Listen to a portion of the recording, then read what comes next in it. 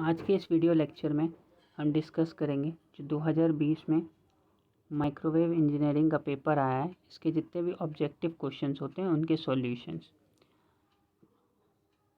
तो डिस्कस करना अब स्टार्ट करते हैं। उससे पहले जो हमारे चैनल पर नए हैं वो हमारे चैनल को लाइक करें, ज़्यादा से ज़्यादा शेयर करें और सब्सक्राइब करें हमारे चैनल को, जिससे हम आपके लिए और भी ऐसा कंटेंट रेगुलर इंटरवल पे ला सकें। तो अब डिस्कस करना स्टार्ट करते हैं।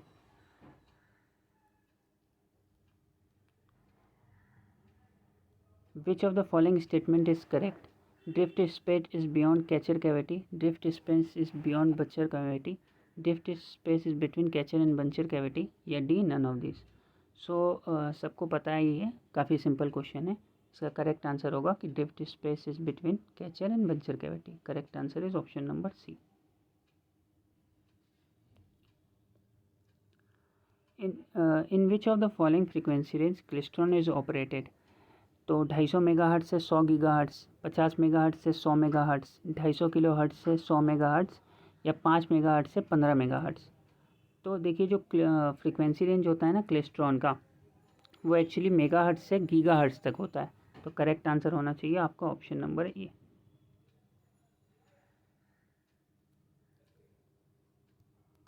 विच of the following device uses only one cavity? मतलब कौन से ऐसे डिवाइस में सिर्फ एक कैविटी होती है? ऑप्शन ए है रिफ्लेक्स क्लेस्ट्रॉन, ऑप्शन बी है क्लेस्ट्रॉन, ऑप्शन सी है TWT या ऑप्शन डी है बोथ ए एंड बी। तो जो करेक्ट आंसर होगा इसमें थर्ड का, वो होगा आपका option number A, reflex klystron. Question number 4, reflex klystron is used for dash as a signal source in microwave generator, as a local oscillator in microwave receiver, C both A and B या D none of this. तो reflex klystron जो है आपका use होता है as a signal source in microwave generator, as a local oscillator in microwave receiver. तो ये दोनों ऑप्शन सही है, तो करेक्ट आंसर होगा आपका option number C.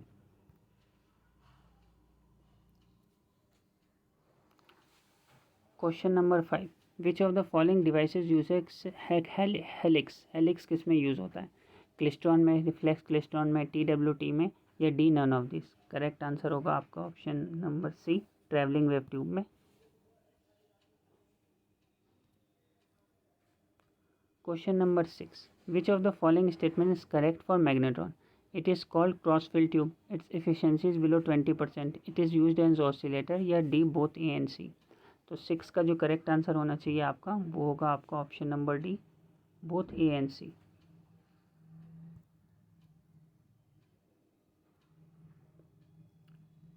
Question number 7. Which of the following device is made by only n-type semiconductor material? Option A impact diode, option B gun diode, option C tunnel diode या option D varactor diode. तो N type semiconductor material से पूछा है कौन सा बनाया जाता है, तो करेक्ट आंसर होगा आपका ऑप्शन बी, गन डायोड। सिर्फ एन टाइप से बताना था, ठीक है, इसलिए correct answer is option number B. Question number 8, in impact diode phase difference between current and voltage due to transit time effect is? Option A 90 degree, option B 180 degree, option C 30 degree, option D 60 degree.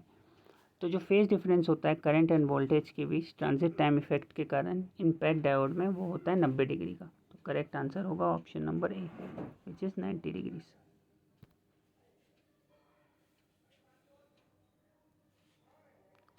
Question number 9, which of the following device show negative resistance? Option A tunnel diode, option B gun diode, option C varactor diode, option D both A and C.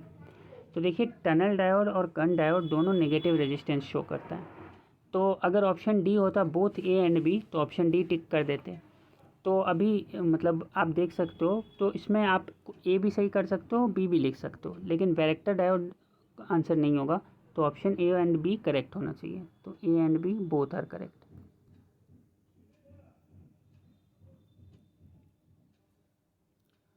Question number 10, which of the following statement is correct for varactor diode? It is used in reverse bias condition. It is used in forward bias condition. It is used for frequency multiplication. ये option D both A and C. तो जो आपका varactor diode होता है वो use होता है reverse bias condition में, तो ऑप्शन ए आपका करेक्ट होगा।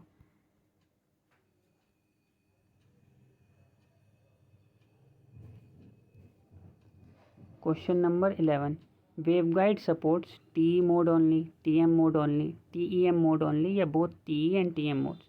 अब देखो यहाँ पे वेवगाइड बताया तो नहीं है कौन सी है, रेक्टेंगुलर है, कोएक्सियल है, सर्कुलर है, तो जर्नल हम मान के चल रहे हैं, तो करेक्ट आंसर होना चाहिए डी, क्योंकि ज़्यादातर जो वेवगाइड्स है टीएम मोड सपोर्ट नहीं करती हैं, तो करेक्ट आंसर होना चाहिए आपका option number D. Question number 12, in which of the following mode E Z is zero, मतलब इलेक्ट्रिक फील्ड का जेड कंपोनेंट जीरो होता है, टीएम, टीई, टीएम या बोथ बी एंड सी। तो देखो टीई में, टीई आपका होता है एक मिनट ट्रांसवर्स इलेक्ट्रिक, इसमें ई जेड ज़ीरो होता है। टीईएम में ई जेड और एच जेड दोनों ज़ीरो होता है, E Z zero, H Z equals to zero, ठीक है। तो जो करेक्ट आंसर होना चाहिए बोथ बी एंड सी होना चाहिए, तो इसका करेक्ट आंसर होगा आपका बोथ बी एंड सी, यानी कि option number D is correct. तो ध्यान रखना जो करेक्ट आंसर होगा वो आपका ऑप्शन नंबर डी होगा।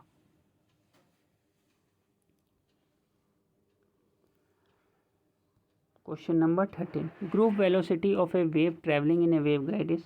तो ग्रुप वेलोसिटी पूछ रहा है D omega by D beta by D omega, beta by omega या ओमेगा बाई बीटा। तो ग्रुप वेलोसिटी होती है आपकी D omega by D beta, तो करेक्ट आंसर होना चाहिए आपका ऑप्शन नंबर ए।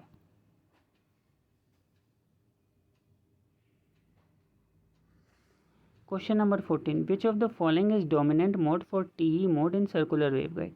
टीई मोड पूछ रहा है कि डोमिनेंट मोड कौन सा होता है आपका सर्कुलर वेवगाइड में, टीई मोड में।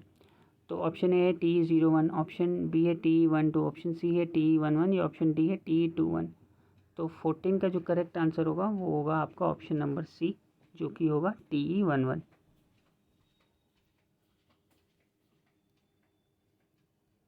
H plane T is dash junction device, 2 port, 3 port, 4 port, none of this. तो जो 15 है आपका, इसका करेक्ट आंसर होना चाहिए option number B, 3 port device.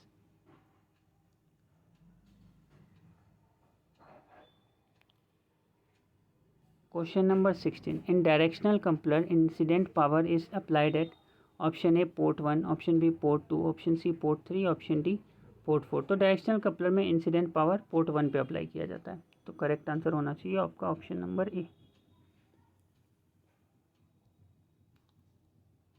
Resistive card attenuator can provide dash of attenuation, only fixed, only variable, either fixed और variable, you need none of this.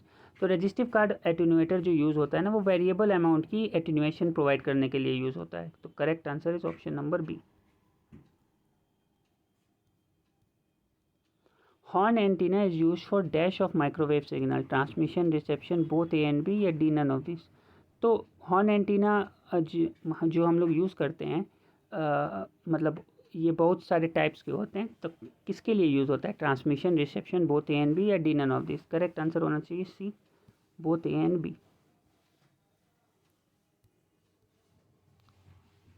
Question number 19, which of the following Maxwell equation is also called Gauss law. Option A del dot D equals to rho V, option D del dot D equals to zero, option C del cross equals to rho V या option D del cross H equals to zero. Gauss law किसको कहा जाता है ये पूछा, तो correct answer होगा option number A, del dot D equals to rho V. Rho होगा, पी नहीं होगा ये, ठीक है, मतलब वॉल्यूमेट्रिक चार्ज डेंसिटी होती है रो।